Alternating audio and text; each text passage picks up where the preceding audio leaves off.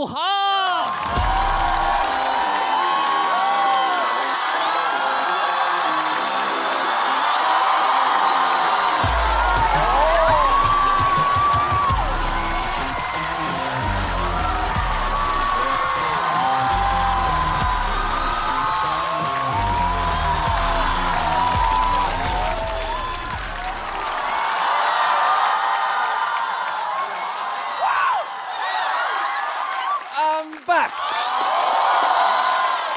最近啊，一直在拍戏。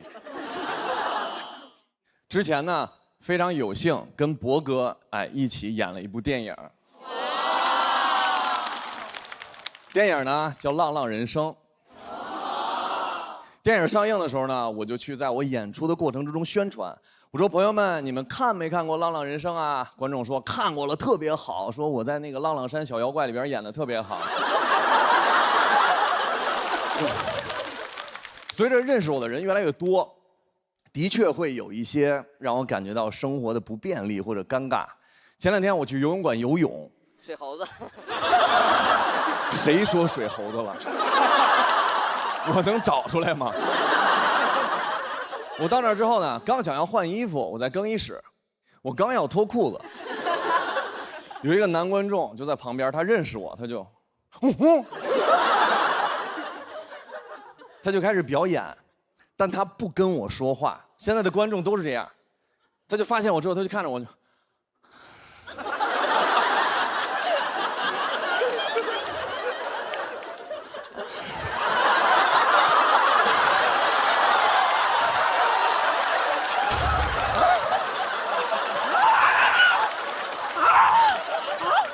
当时我就在想，我跟不跟他说话。我以前吃过亏，就有一次我走过去看着都是我说：“哎，您是不是想跟我合张影？”他看着我，你谁呀？所以说我也不能跟他说话，我就说那先脱衣服吧。我就慢慢往下脱裤子，我脱到一半，他从后面过去了，我赶紧穿上了。然后他就在那儿看着我，我说那脱不脱呢？我得游泳啊。我就太难受了，因为这个时候我已经不能搭话了，因为如果他不认识我，在他的视角里，就是他到更衣室看到一个男孩走来看着他，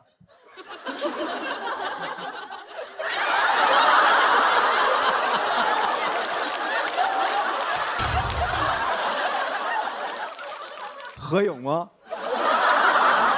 就很怪，所以说我就只能继续脱了。就是换上了泳衣，然后他还在那看我。我想我不能一直让他跟我在这种状态里了，我必须得打破这个尴尬。我说兄弟，哎，你是不是想合张影？没事，拍一张。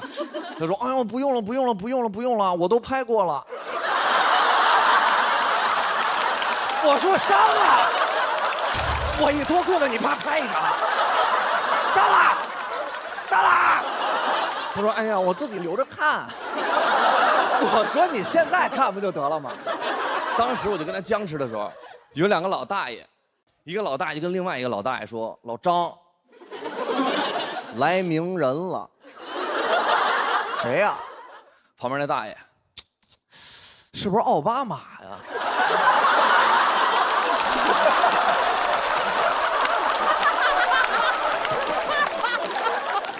当时喜欢我的男孩就特别激动，因为他们都非常爱我，就像那些兄弟，我能感受到他们眼神里边带着那种炙热。过去跟那个老大爷推销我，他说：“大爷，哎，给您2个关键词。”这是谁？北京，哎，顶流。那大爷啊，鹿晗。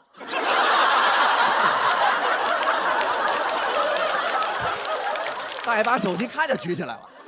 我说：“你别拍了，大爷，别拍了。”大爷说：“没有，我发的抖音。”我说：“你别这样。”大爷说：“小伙子，你要想啊，拍你肯定是因为喜欢你，那为啥拍你呢？对吧？”哇哦！当时那一瞬间，我就感觉我回到了校园里，碰到了那些就是非常暴力的高年级同学。我小的时候，学校里边校园暴力非常严重，我们那个时候没有什么霸凌，没有。就是高年级没事就是葫芦你，就是玩儿，我在学校里走路，我什么都没干，我就在那儿走路。一个高年级上来给我一个大逼斗，我说有何贵干？他说还好意思问，打的就是你刘旭。我说刘旭，我特别痛苦，我就找班长，我跟班长说，我说班长，高年级给了我一个大逼斗，班长说也给我了。我说这也不值得骄傲啊。高年级跟我说，每天让我给他5块钱，要不然就扇我大逼斗。班长说啊，他们跟我说的是每天拿5块钱领一个逼斗。我说班长真是苦了你了，我们都上学你还打卡。我说咱们怎么办呀？咱们得解决这个问题啊。班长说不用害怕，我妈是法官，我爸是警察，我以后要成为律师。我说兄弟，用不了那么大，我觉得咱们还是先告老师吧。我们俩就去告老师，告我的班主任。我跟班主任说，我说班主任，老师，高年级给了我一个大逼斗，特别疼。人老师说，我会帮你联系他们的班主任，但是我也想问你一句，你要想一想，为什么只有你挨打？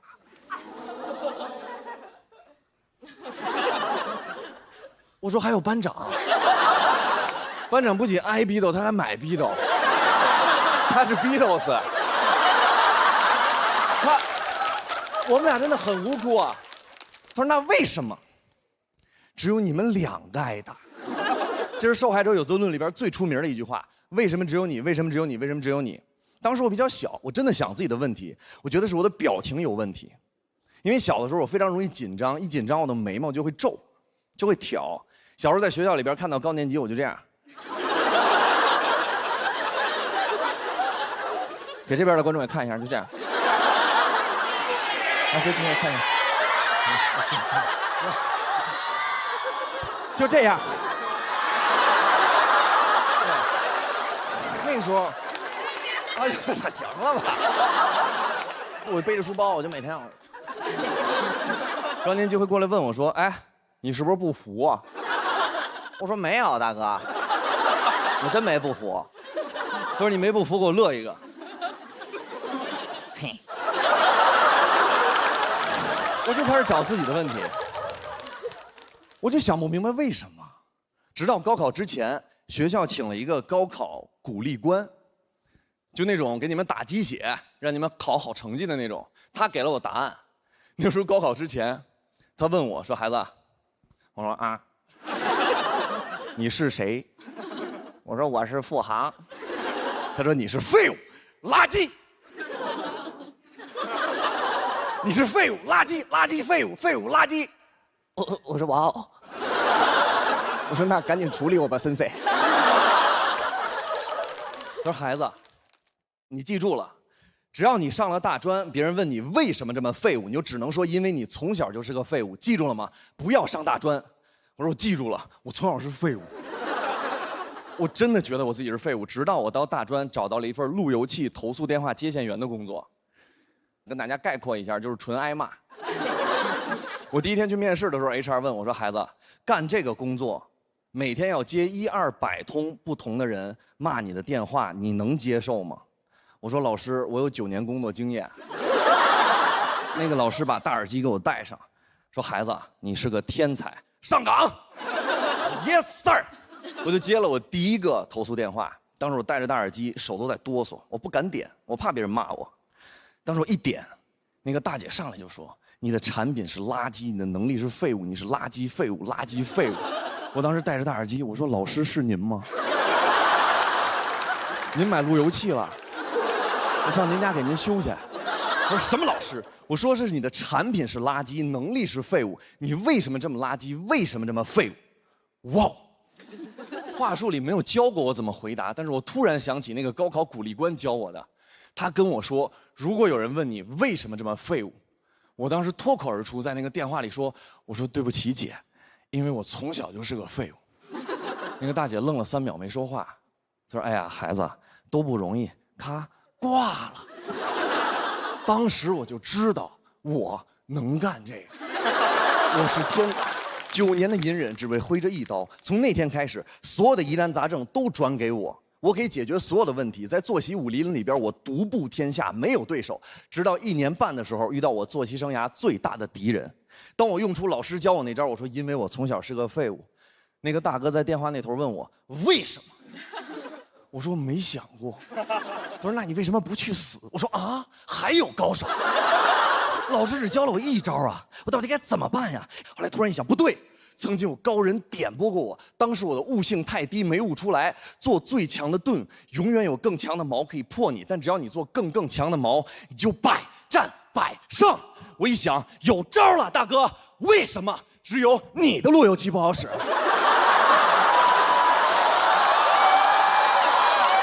？Why? Tell me why?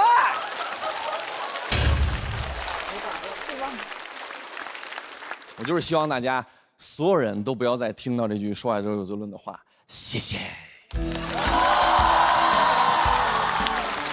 谢谢。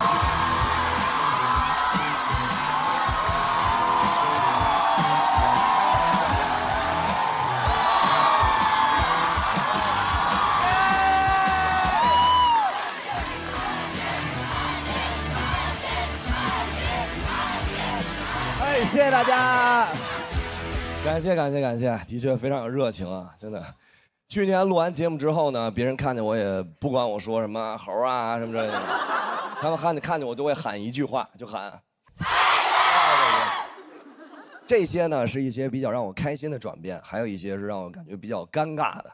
就比如我们这些演员会参加一些平常不会去的活动，类似于像什么扫楼啊之类的这种，他们给我们每一个人配5个保安。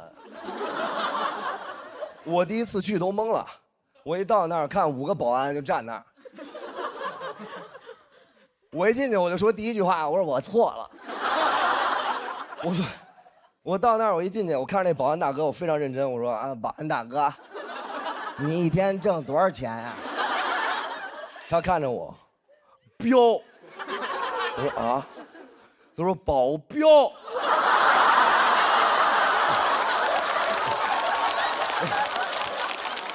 哇，了解。那大哥，请问你这个保安跟保镖有什么区别呢？他说保镖啊是啪，保安是我说好。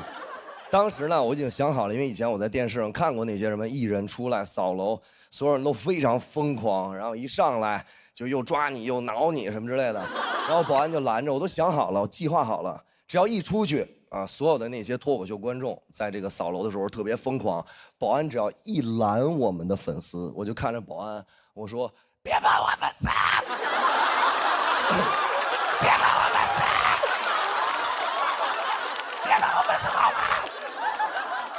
你动我粉丝翅膀，我必回你天堂。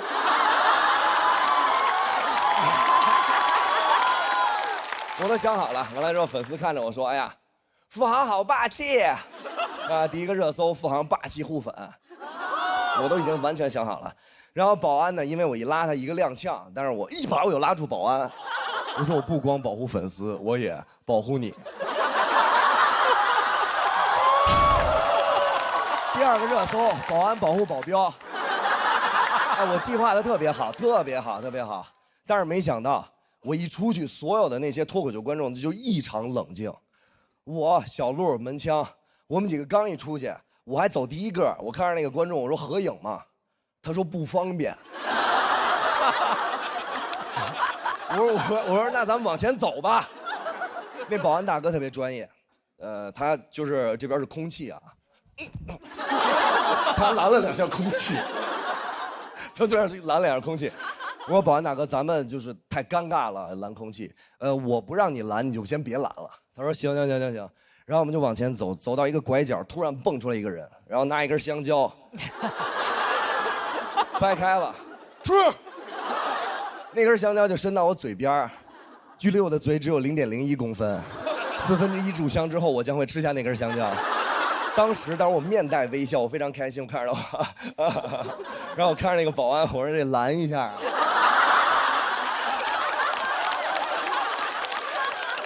你拦一下啊！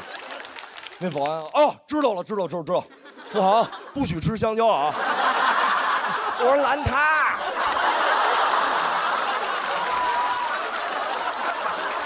所以说我录完节目之后，我的人生真的没有什么改变，但是其他人对我的态度完全就不一样了。我有的朋友，小学同学10几年没见那种，他们一喝酒就给我打电话，啊，就喝多了，喂，富航，让刘德华给我出一个祝福视频。我说我不认识刘德华，他就跟我说，哎，我在酒局上，我那个，哎，帮我圆一下。我说行吧，我说实在行，我行，那我把电话给华哥。然后我说啊，华哥给你电话。然后等了好久，终于等到今天。你好，我是刘德华，就干这种事儿。还有一些什么亲戚之类的，过节的时候会把孩子推到我面前，就是把一个小男孩就这么高，然后对，学呀，你不是喜欢吗？学呀。那小孩去。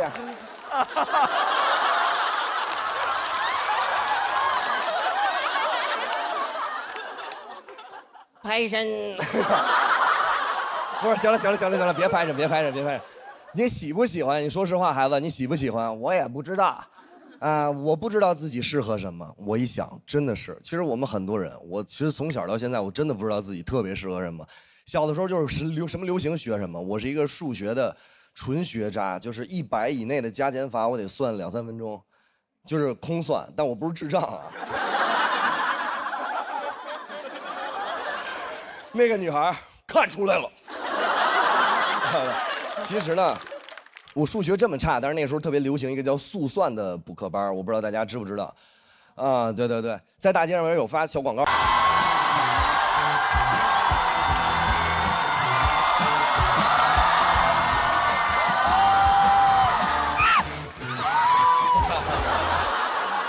我最近一直在拍戏，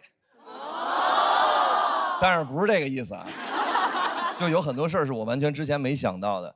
我在北京拍那个电视剧的时候，导演就经常会让我们实拍，就从一个胡同里出来，然后哭，扶着那个电线杆，然后所有的路人就是真的都是真实的，他们就从我面前过。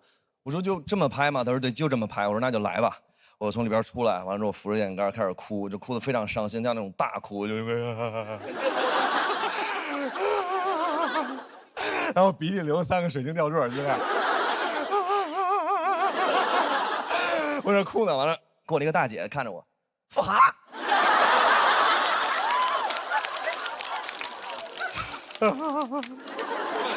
我说拍摄呢，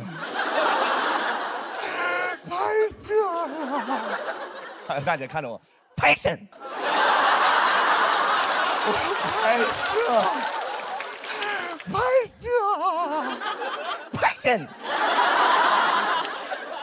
我后来跟那大姐说，我真的在拍摄，然后那个大姐非常认真的看着我说，房，我特别喜欢看你，因为我只要一看到你，我就特别快乐。但是我上班每天都特别生气，你能告诉我，怎么才能不生气吗？我给我讲一些不生气的段子。我今天在这儿讲给您，我答应您了。我之前上班的时候，老板有一个骂我骂到我每天胃疼，就是那种躯体化了。他只要一跟家里边打架，然后他就来这儿骂我，骂其他的员工。我当时说不能因为这个事儿把我自己身体都弄坏了，我开始上网学一个操，叫不生气操。真的有这个操，朋友们，完全没开玩笑的。然后就是双手这样抬起来，大家可以一起做，你知道吧？就看着远方，完了面带微笑，就是不生气，生气别来没人气，就这么简单。全网教学非常详细，但没有一个人告诉我是生气之前做，还是生气之后做。我当时也年轻，我选择生气当时做。第二天老板到公司，他每天中午吃完饭一抹嘴就骂我，他就中午吃完饭把盒饭一搁一抹嘴，都是富航啊。我说来吧老登，开战吧，骂我，凌辱我，鞭挞我的灵魂，来。他说富航态度不积极，我说。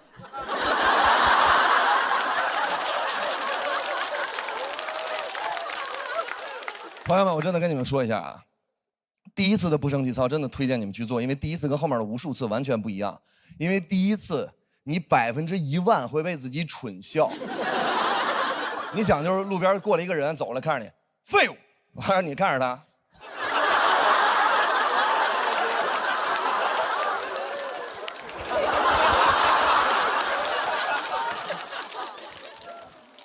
坐一会儿就笑了，就是后面没什么用了，因为只有最开始做的时候有用。然后我就研究了一下，外练筋骨皮真的帮不到我，我必须要内外兼修。我要想从我的内调完了之后跟外一起结合。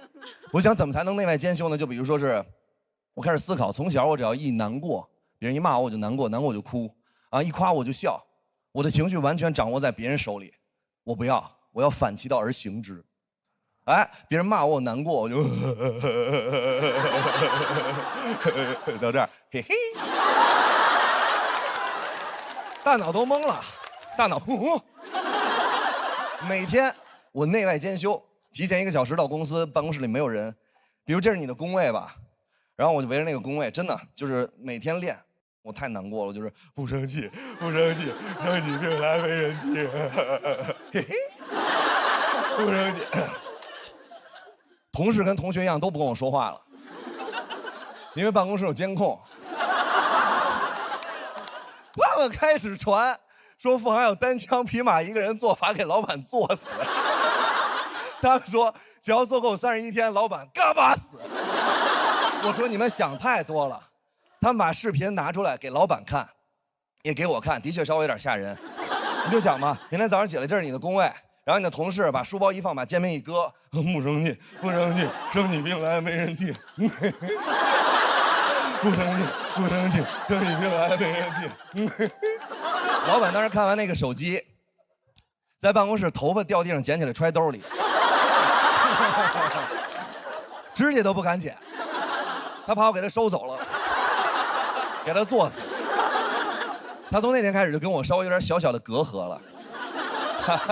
他决定要裁员，说是2选1啊，因为老员工有感情，我跟一个大哥，我们俩只能留一个人。我们俩从知道这个消息之前是好朋友，知道之后一瞬间变成敌人。然后我们在宣布裁谁之前都没法对话了，啊，我们那时候已经是纯仇人了。然后在宣布之前，我一直翻我跟那个大哥的聊天记录，我翻，我突然发到我刚入职时候那大哥特别帮着我。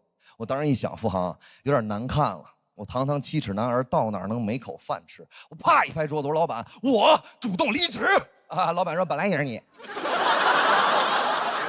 天天就会狗叫，还有你们俩都滚。我说啊，不是说老员工有感情，所以说2选1吗？他跟我说了一句话，我永远忘不了。他看着我说，做生意要什么感情？哇哦！就从那天开始，我去任何一个工作，我都不会投入任何多余的，比如说是同事给我一个眼神，老板说我一句什么，我非常简单，我就是到那儿拿钱我就走，就是拿钱我就走。现在录节目也是，不是？对吧？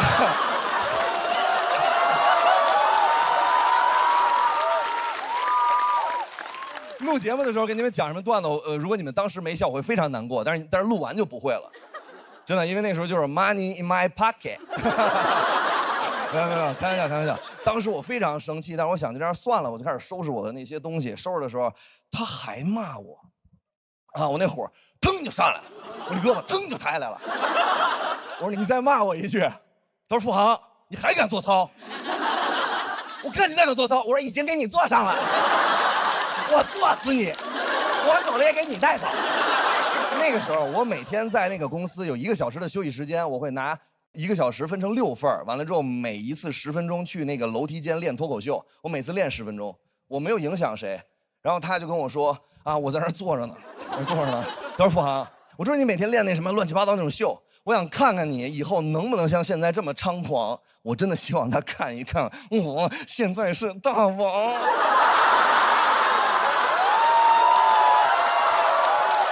白玉兰的现场要是这样就好了。但是，只要有机会我就去，任何颁奖礼我都去。我从来不怕场子凉，我就怕恐惧。因为不管场子有多凉，我都不难过，因为我的鲜血永远炙热。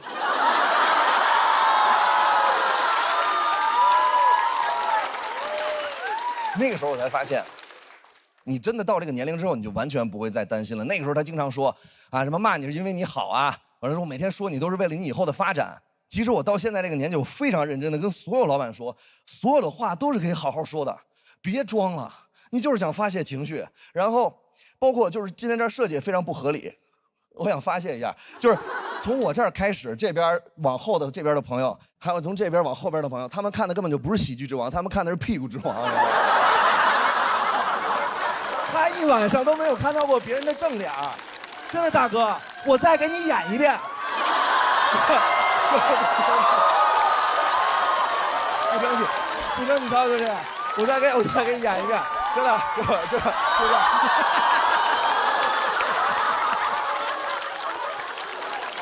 真的，大哥太辛苦了。然后，我就希望就是大家能开心一点。但是今天大家肯定会非常开心，为什么呢？因为我们都喝上了传说中的统一春福无糖茶了。哎，绿茶鲜爽，焙茶醇厚，一口春福，茶香倍儿足。喝完了之后完全不一样。我当时呢，别人问我，哎，这个统一绿茶。喝没喝过有什么区别呢？我说当然有区别了，就好像我以前没拍过戏，有很多东西你没有尝试，你完全不知道。我拍戏还有一个故事是，我那个电视剧呢，我一直以为是1、2、3、4、5集就顺着拍，我真的拍完了之后才发现完全不是，根本就不是。他可能第1天拍第10集，然后他第4天拍第1集。我呢之前不知道有接戏的这一个说法，所以说拍戏的时候也出了一些小问题。当时有一场戏，第1天拍第1集是我在监狱里跟管教解释为什么我跟黄毛狱友打架，原台词是黄毛把鞋脱了，脚啪放在这儿，我跟他打起来了。但是你知道我爱即兴，我当时跟狱警说的是，我说您知道吗？黄毛把鞋脱了，脚啪放这儿，塞我嘴里了。导演说过。我说太棒了。过了3天，拍我跟黄毛打架。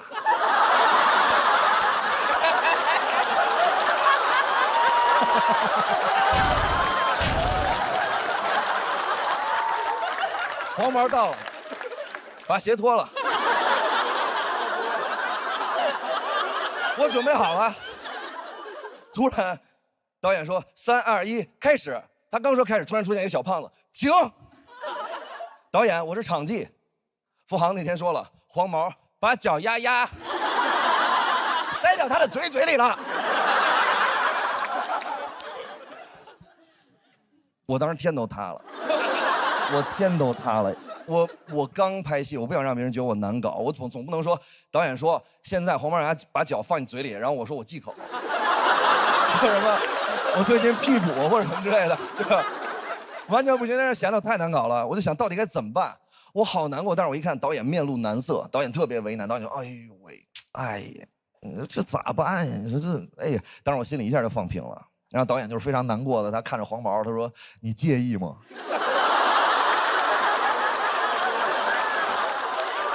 我说他的脚丫在我的嘴里，你问他介意吗？我那火腾就上来了，我这胳膊他就抬起来了。看，哇！你们越鼓掌，我做的越快。哎，我就坐起来了，我完全坐起来了。啊！导演转头看我一眼，他看着黄毛说：“你赶紧脱鞋吧，父王着急了。”